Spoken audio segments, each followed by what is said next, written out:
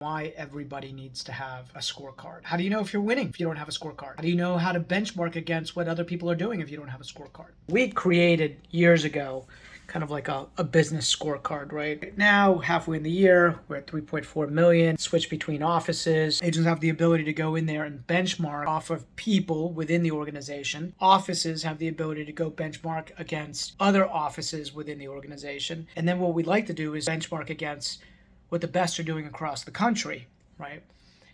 Everything from how many appointments on their, and you know, what's interesting is a lot of people don't know their numbers really, really well. So if you just do the basic piece of creating either your own, which is what we did, right? And then the other, the other thing that I love that we do is kind of like this year over year, right? Like year over year, you could see ISA appointments, all appointments booked, signed listings, so much visibility when you could see where you've been, you know where you want to go. You can then say, okay, this is what's required to get there, right? I could see all of our appointments. So we track ISA appointment set, all appointments, completely all appointments across the board, signed listing agreements, closed and under contract, right? Every single day, every single month, every single year. And we go back, we didn't really start tracking data properly until about 2015, right? So we can go back to 2015. I see on here 2013, for volume, total volume.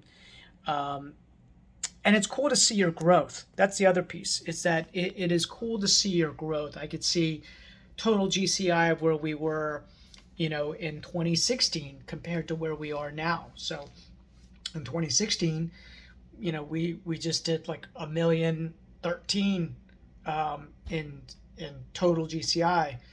Right now we're in August and we're at 3.5 million. And so you could see your growth as you build and grow your business. So that's a lot of fun to see.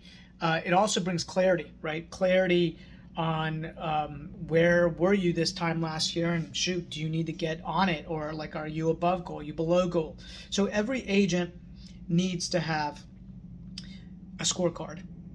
And if you're by yourself right now, the initial scorecard you need to create are the number of contacts that you are doing on a daily basis.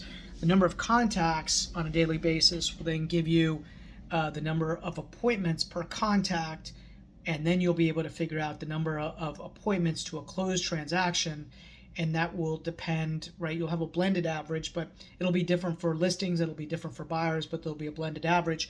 And then what that does is that it creates clarity, because now you know how many contacts to an appointment, how many appointments to a closed transaction, and you can create predictable revenue in your life. But you have to create self-discipline around that habit first. And so many people just they just don't do it, right? They don't track that. So you have to track that. If you want to live like nobody else lives, then you have to do the things that nobody else does, and that's one of those things, right? Especially if you want to create predictable income in your life. And to me, once I understood that this was a math problem, and that if I just followed the math, then I could understand exactly how much I was going to earn in a particular year. And then that reduced my stress, brought clarity to what I needed to do.